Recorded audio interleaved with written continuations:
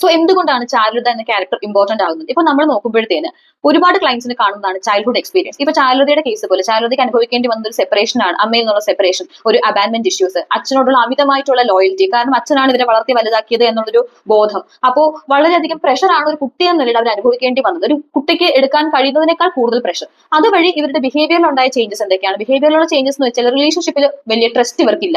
അതായത് എപ്പോഴും ഒരു അബാൻമെന്റ് പ്രതീക്ഷിച്ചുകൊണ്ട് തന്നെയാണ് ഇവർ റിലേഷൻഷിപ്പിൽ നിൽക്കുന്നത്. അതുപോലെ തന്നെ സ്വന്തമായിട്ട് സെൽഫായിട്ട് നോക്കുകയാണെങ്കിൽ ഒരു അൺലവബിൾ ഫീലിംഗ്സ്, ആർക്കും തന്നെ താനായിട്ട് സ്നേഹിക്കാൻ കഴിയുമെന്ന് അവർക്ക് തോന്നുന്നില്ല. എല്ലാ കാര്യങ്ങളിലും മറ്റെന്തെങ്കിലും കാര്യങ്ങൾ അഫക്ട് ചെയ്യും എന്നുള്ളൊരു ഭയം.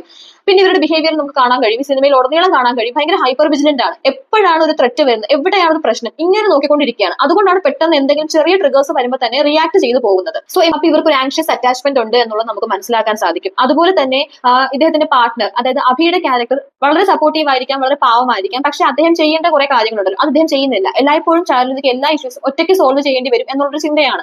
അവരെ പ്രൊട്ടക്ട് ചെയ്യേണ്ട രീതിയിൽ ഒന്നും തന്നെ അദ്ദേഹം പെരുമാറുന്നില്ല. അപ്പൊ പാരന്റ്സിന്റെ സൈഡിൽ ഇത്തരത്തിലുള്ള മിസ്ബിഹേവിയേഴ്സ് വരുമ്പോഴത്തേന് അയാളുടെ ആക്ഷൻ എടുത്തിരുന്നെങ്കിൽ ചിലപ്പോൾ ഇവർക്ക് ഒരു സപ്പോർട്ട് ഫീൽ ചെയ്തേനെ. അപ്പൊ അങ്ങനെ ഫീൽ ചെയ്യാതിരിക്കുമ്പോൾ ഇപ്പൊ നമുക്ക് ചാരുലതയുടെ ക്യാരക്ടറിനെ ന്യായീകരിക്കുക എന്നുള്ള ഉദ്ദേശമല്ല, പക്ഷെ നമ്മൾ ചിന്തിക്കേണ്ടത് ഇതിലൂടെ ഗോത്രൂ ചെയ്യുന്ന മനുഷ്യർക്ക്, ഈ ചൈൽഡ്ഹുഡ് എക്സ്പീരിയൻസും അറ്റാച്ച്മെന്റ് ഇഷ്യൂസും ഉള്ള മനുഷ്യർക്ക് പെട്ടെന്നായിരിക്കാം ചിലപ്പോൾ റിയാക്ഷൻസ് വരുന്നത്. അത് പരിഹരിക്കേണ്ടത് അവർ തന്നെയാണ്. അപ്പൊ ചാരുലതയെ പോലുള്ള ആളുകൾക്ക് വേണ്ടത് ഒരു അവോയ്ഡൻസ് അല്ല, മറിച്ച് നിങ്ങൾ തെറാപ്പിയോട് അപ്രോച്ച് ചെയ്യുകയാണ് വേണ്ടത്. നിങ്ങളുടെ ചൈൽഡ്ഹുഡ് എക്സ്പീരിയൻസിനെ ഒന്നും കൂടി പരിശോധിച്ച് അവയിൽ എന്തെങ്കിലും വിഷമങ്ങളോ കാര്യങ്ങളോ നിങ്ങൾക്കുണ്ടെങ്കിൽ അത് പരിഹരിച്ച് മുന്നോട്ട് പോവുകയാണ് വേണ്ടത്, അല്ലാതെ റിലേഷൻഷിപ്പിൽ നിന്ന് ഓടി ഒളിക്കുകയല്ല.